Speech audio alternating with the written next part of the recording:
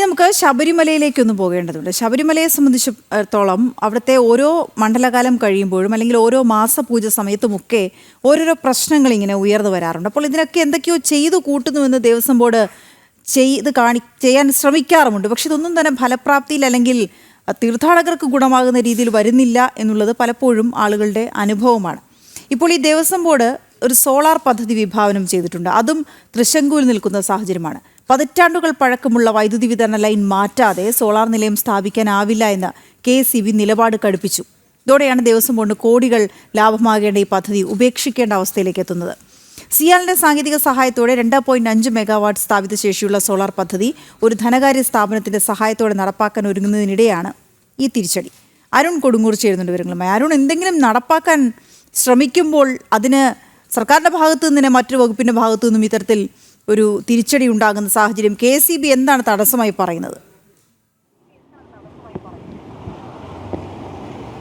വീണ, ശബരിമലയെ സംബന്ധിച്ചോളം ഏറ്റവും പ്രധാനപ്പെട്ട ഒരു പ്രോജക്റ്റായാണ് ദേവസ്വം ബോർഡ് ഇത് മുന്നോട്ട് വെച്ചത്. അതിൽ ഏറ്റവും പ്രധാനമായി എടുത്തു പറയേണ്ടത് ശബരിമലയിൽ ഒരു വർഷം ഭീമമായ ഒരു തുക KSEBക്ക് വൈദ്യുത ചാർജ് ഇനത്തിൽ നൽകേണ്ടി വരുന്നുണ്ട്. അത് വലിയ രീതിയിലുള്ള നഷ്ടം ദേവസ്വം ബോർഡിന് ഉണ്ടാക്കുകയും ചെയ്തിരിക്കുന്നതാണ്. നമുക്ക് ലഭിക്കുന്ന കണക്ക് പ്രകാരം ഏകദേശം 6.5 കോടി അധികമാണ് ഒരു വർഷം KSEBക്ക് ഈ ശബരിമലയിൽ വൈദ്യുതി ചാർജായി നൽകുന്നത്. ഈ ഭീമമായ തുക എങ്ങനെ കുറയ്ക്കാമെന്ന് ആലോചിക്കുന്നതിനിടയിലാണ് ഇത്തരം ഒരു പുതിയ ആശയം ദേവസ്വം ബോർഡിന് ലഭിക്കുന്നത്. സോളാർ പദ്ധതി ശബരിമലയിൽ ഘടിപ്പിക്കുക എന്നതാണ് പ്രധാനമായി അവർ ഉദ്ദേശിച്ചിരുന്നത്. 2.5 മെഗാവാട്ടുള്ള ഒരു പദ്ധതിയായിരുന്നു ഇവർ, സ്ഥാപിത ശേഷിയുള്ള ഒരു പദ്ധതിയാണ് ഇവർ വിഭാവനം ചെയ്തത്.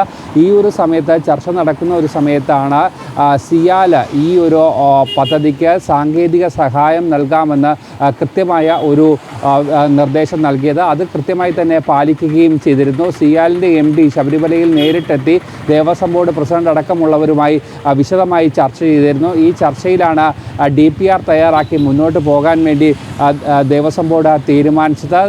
അതിനിടയിലാണ് മറ്റൊരു സംഭവം കൂടി ഉണ്ടാകുന്നത്.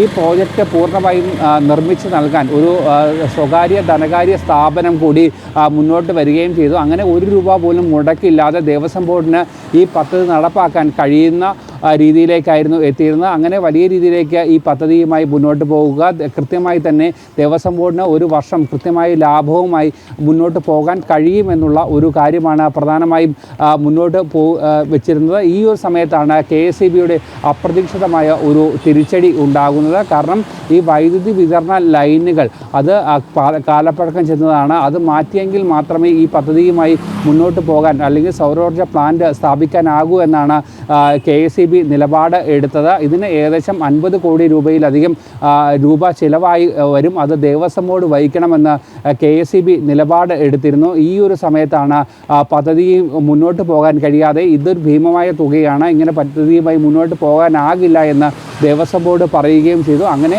ഒരു ബൃഹത്തായ ഒരു പദ്ധതി ഉപേക്ഷിക്കേണ്ട ഒരു അവസ്ഥയിലേക്കാണ് നിലവിൽ കാര്യങ്ങൾ എത്തിയിരിക്കുന്നത്. ദേവസ്വം ബോർഡിനെ സംബന്ധിച്ചോളം വിമർശനം തുറന്ന് പറയുന്നില്ല എങ്കിലും വൈദ്യുതി വകുപ്പിനെതിരെ കടുത്ത ഒരു അമർഷം നിലനിൽക്കുകയാണ്. ശബരിമലയെ സംബന്ധിച്ചോളം ഏറ്റവും പ്രധാനപ്പെട്ട ഒരു പദ്ധതിയായി തന്നെയാണ് ഇതിനെ ദേവസ്വം ബോർഡ് കണ്ടിരുന്നത്. അതിന് എല്ലാ സാധ്യതകളും ഒരുങ്ങുകയും ചെയ്തിരുന്നു. പക്ഷേ ഇവിടെ ഈ ദേവസ്വം ബോർഡിന് എതിരെ അല്ലെങ്കിൽ ഈ പദ്ധതിക്ക് KSEB തടസ്സം ഉണ്ടാക്കി എന്നുള്ള ഒരു ആരോപണം തന്നെയാണ് ദേവസ്വം ബോർഡിന് നിലവിലുള്ളത്. വീണ, ഓക്കെ, ശരി. അരുൺ കൊടുങ്ങൂർ വിവരങ്ങൾ നൽകുകയായിരുന്നു. ഏതായാലും ദേവസ്വം ബോർഡിന് തിരിച്ചടി ആയിരിക്കുകയാണ്. കാരണം KSEB വിഷയത്തിലെടുത്തിരിക്കുന്ന നിലപാട് കഠിനമാണ്. അവർ വിട്ടുവീഴ്ച ചെയ്യാൻ തയ്യാറില്ല എന്ന നിലപാടിൽ തന്നെയാണ് നിൽക്കുന്നത്. അപ്പോൾ നോക്കാം എന്തെങ്കിലുമൊക്കെ മാറ്റങ്ങൾ വരുമോ ഈ വിഷയത്തിൽ എന്ന്.